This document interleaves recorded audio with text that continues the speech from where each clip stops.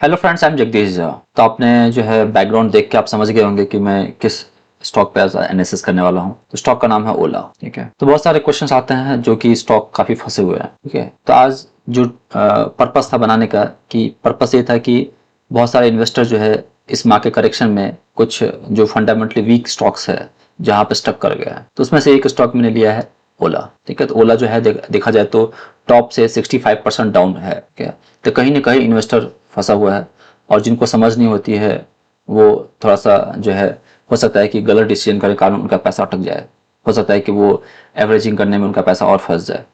तो इसी को कवर करने के लिए मैंने इसको चूज किया है कि ओला पे मैं एनालिसिस करूंगा। हो सकता है कि ऐसे सिमिलर स्टॉक्स पे आप भी कहीं ना कहीं स्टक किए होंगे, तो आप हमें, यदि आप चाहते हैं कि मैं उस पर एक एनालिसिस आपको शेयर करूं, तो आप हमें कमेंट कर सकते हैं। तो जिस किसी स्टॉक में आप फंसे हुए हैं, तो आप स्टॉक का नाम उसमें कमेंट में डाल सकते हैं, और जो स्टॉक्स पे बहुत सारे कमेंट आएंगे तो मैं उसको प्रायोरिटी पे लूंगा, या कोई स्टॉक जिसमें मुझे लगेगा कि ज़्यादा पेन है तो उसको मैं कवर करूंगा।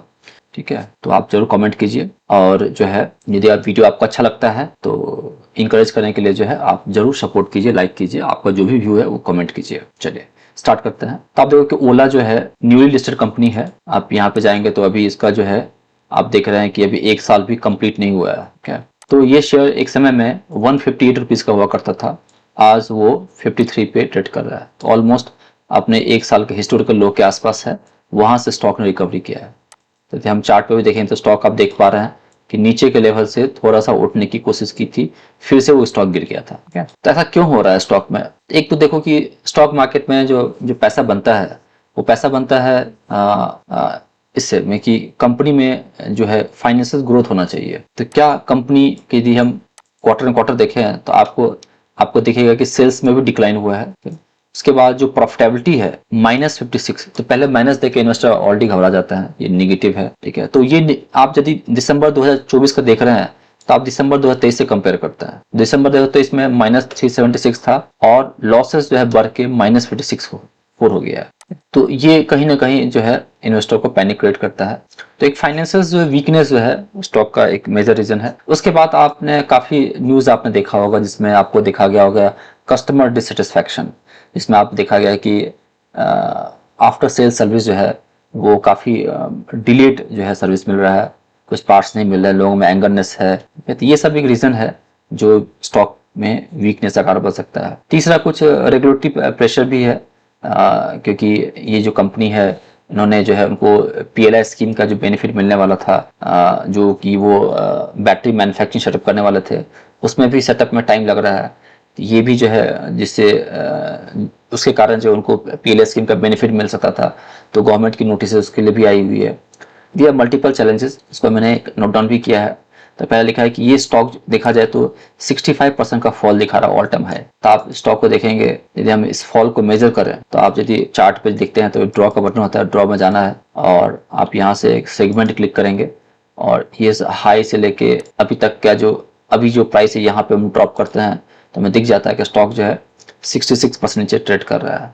ठीक है, तो एक आप देख पा रहे हैं कि ऑल टाइम हाई पे स्टॉक ट्रेड कर रहा है, ऑल टाइम हाई से 65% नीचे ट्रेड कर रहा है। ठीक है, स्टॉक में सेल्स में डिक्लाइन हुई है जो मैंने बताया कि, और जो ट्रांजैक्टरी है डाउनवर्ड ट्रांजैक्टरी है। रेगुलेटरी चैलेंजेस की हम बातें कर रहे थे, जिसमें बताया कि कस्टमर कंप्लेंट है, डिलीट आफ्टर सेल सर्विसेज है, सर्विस सेंटर में ऑडिट भी चल रहा है, क्यों ऐसा डिले हो रहा है, government notice, missing target dates related to battery manufacturing setups. ठीक है, और देखा जाए तो इनके जो पीएस हैं काफी स्ट्रांग हैं, जिसमें बजाज आता है, एस्टेब्लिश प्लेयर है, बजाज है, टीवीएस मोटर है, वहां से कंपटीशन आ रहा है, कस्टमर डिससेटिस्फैक्शन है। क्या, और यदि कोई कंपनी का शेयर अपने इशू प्राइस नीचे ट्रेड कर रहा है, जैसे आप देखेंगे कंपनी का आईपीओ आया था और वो आईपीओ है 76 रुपीज के नीचे ट्रेड कर रहा है, 52 रुपीज पे 40% जो अपने इशू प्राइस नीचे ट्रेड कर रहा है। एक तो यदि आईपीओ में किसी ने लिया होगा, उन्होंने होल्ड किया होगा तो उनको पेन देखना पड़ रहा होगा।